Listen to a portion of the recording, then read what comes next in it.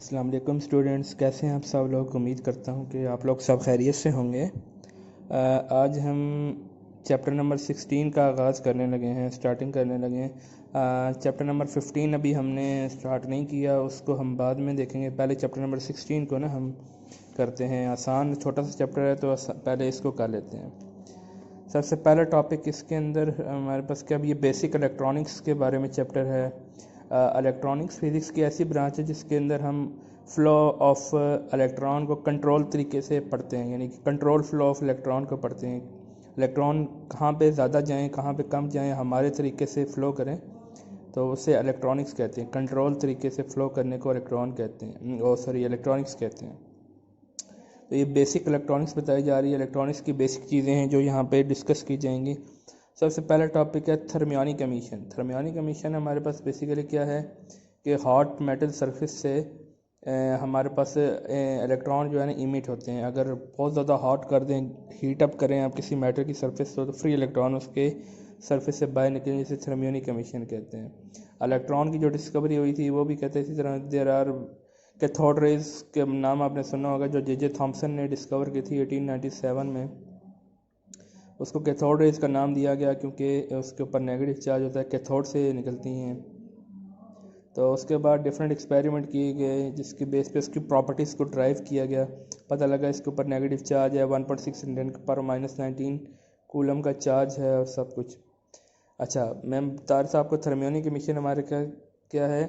Process of emission of electron from the hot metal surface is called thermionic emission.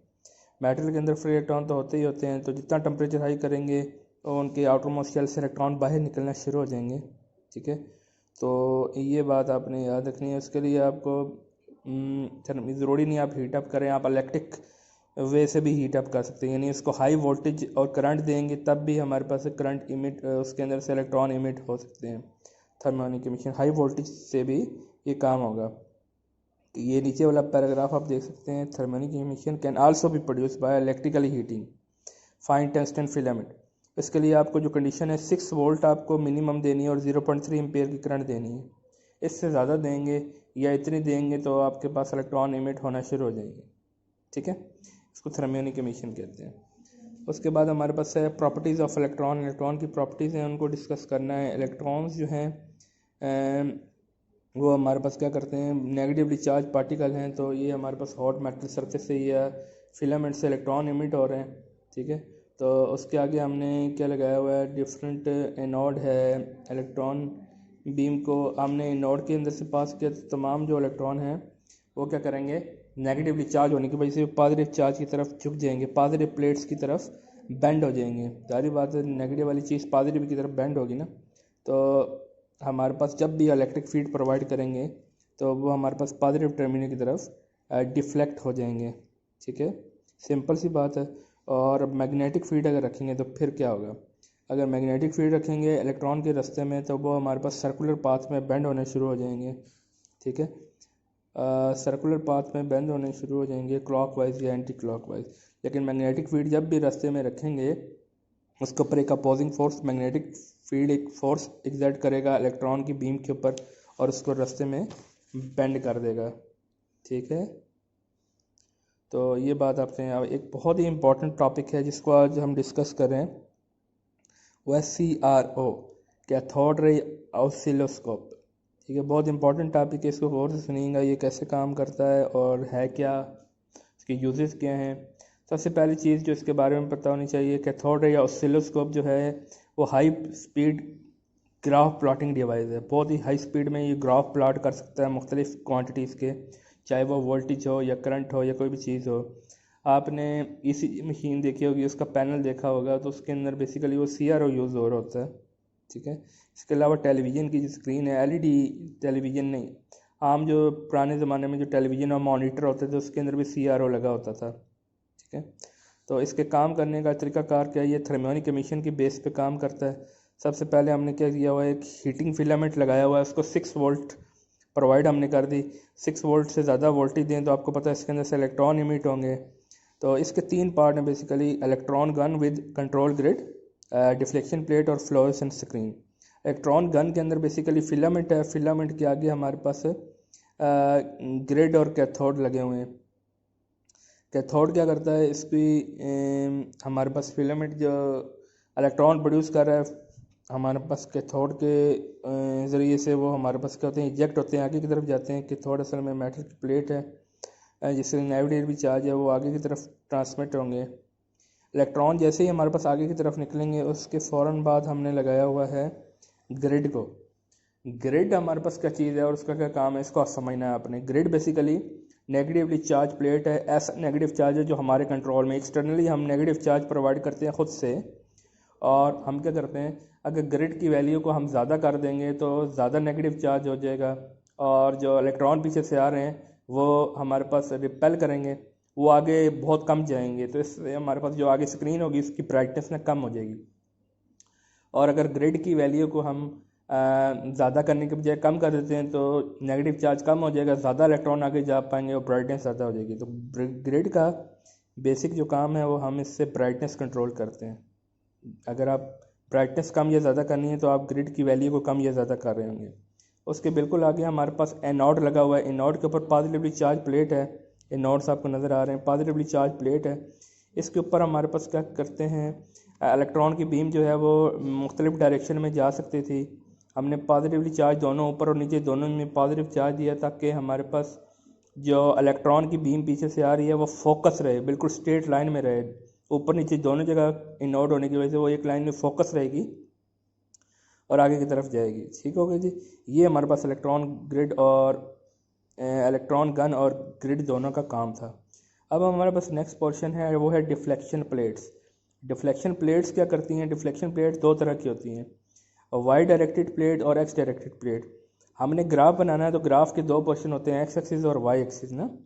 तो सबसे पहले हमारे पास क्या करेंगे, जो वाई प्लेट्स है, वाई डिफ्लेक्टिंग प्लेट है, वो वर्टिकली हमारे पास जो इलेक्ट्रॉन की बीम आ रही है उसको वर्टिकली बेंड कर देगी। ग्राफ का जो वर्टिकल पोर्शन है वो बनाएगी वाई प्लेट्स और जो एक्स प्लेट्स हैं वो हॉरिजेंटल पोर्शन बनाएंगे। ठीक है, जो इलेक्ट्रॉन की बीम आ रही है उसको हॉरिजेंटली बेंड कर देंगे। इस तरीके से हमारे पास क्या हो जाएगा, ग्राफ बन जाएगा। अब हमारे पास जब ग्राफ बनेगा तो वो ग्राफ आगे फ्लोरोसेंट स्क्रीन के ऊपर बनेगा।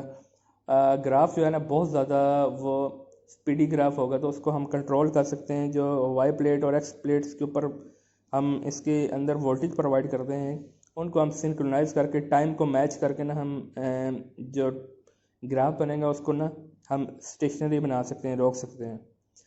फ्लोरोसेंट स्क्रीन क्या होती है जी, फ्लोरोसेंट स्क्रीन के बारे में हमें पता है। स्क्रीन कैथोड रे की जो है ना वो फास्फोरस की लेयर की बनी होती है नॉर्मली। तो फास्फोरस की लेयर ऐसा मटेरियल जिसके ऊपर इलेक्ट्रॉन की बीम ट्राई करती है तो उसके अंदर से लाइट्स या स्पार्किंग निकलती है तो वो हमारे पास डिस्प्ले हो जाती है।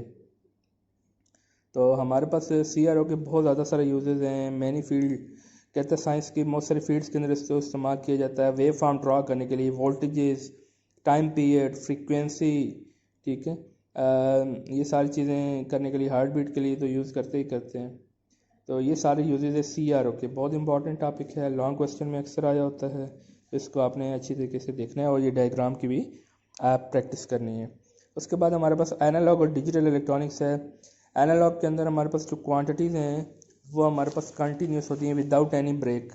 नज़र आ रही हैं आपको, continuous quantity without any break. लेकिन डिजिटल के अंदर हमारे पास क्या होता है, 0 1 की शक्ल में होती है, या 0 होगा या 1 होगा, हमारे पास ब्रेक्स की शक्ल में होगा।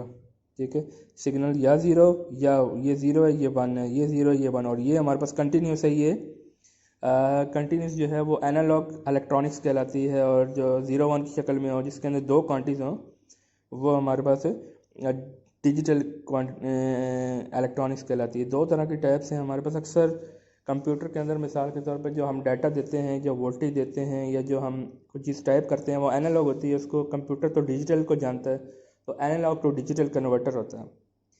अगर आपने एनालॉग क्वांटिटी को डिजिटल में कन्वर्ट करना है तो एनालॉग टू डिजिटल कन्वर्टर होगा। और अगर हमारे पास डिजिटल से वापस एनालॉग में आना है तो डिजिटल टू एनालॉग कन्वर्टर भी होता है। कंप्यूटर के अंदर होते हैं जो कि इसको कन्वर्ट कर देते हैं। आपकी घड़ी वगैरह जो क्लॉक वगैरह है वो हमारे पास एनालॉग है, लेकिन डिजिटल क्लॉक कौन सा होगा जिसके ऊपर नंबरिंग लिखी भी आएगी। और डिजिटल और एनालॉग आजकल डेली लाइफ में दोनों यूज़ होते हैं, लेकिन डिजिटल के ज़्यादा एडवांटेजेस हैं, पढ़ना भी आसान होता है और एरर के चांसेस भी और उसके अंदर ना कम होते हैं। तो ADC और DA की मैंने आपको बता दी, ADC analog to digital converter, DAC digital to analog converter, ये दोनों एक दूसरे के अंदर कन्वर्ट करने की कैपेबिलिटी रखते हैं। ठीक है, उसके बाद हमारे पास है basic operation of digital electronics logic gates के बारे में, यानी कि हमारे पास बेसिक इलेक्ट्रॉनिक्स के अंदर ना लॉजिक गेट्स यूज़ होते हैं, उसको हमने देखना कि कैसे काम करते हैं और क्या काम करते हैं। नॉर्मली हमारे पास 3 फंडामेंटल गेट्स होते हैं जिनको हमने डिस्कस करना है, और गेट, एंड गेट और नॉट गेट। सबसे पहले हमारे पास है एंड ऑपरेशन या एंड गेट। एंड गेट हमारे पास करता क्या है, एंड गेट का ये सिंबल है डी, इसकी 2 इनपुट हैं और 1 आउटपुट है।